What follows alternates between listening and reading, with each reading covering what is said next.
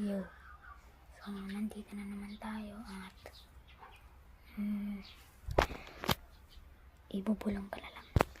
Yo, nandito na naman tayo. So, kaya hindi malakas yung boses ko dahil may natutulog dito. Napag-isip ko lang na mag-vlog tayo ngayon.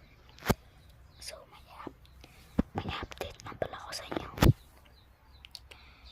May drag bike na tayo. May drag bike na tayo mga guys. So i-update ko na lang sa inyo kung okay na. Yung okay na lang dun is yung chassis, makina, gulong, paglalagyan ng gasolina, tapos yung nobela niya. Tapos yung kulang na lang dun yung mga kahit ano dun, yung upuan niya okay na, pero ibang upuan yun sa Rider 150. Ang drag bike natin na gagawin is Rider 150 car Gen 1.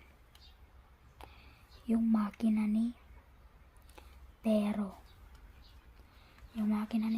So si Tero nga pala, napapansin yun, hindi ko na nag-vlog sa vlog ko, kay Boss Siron.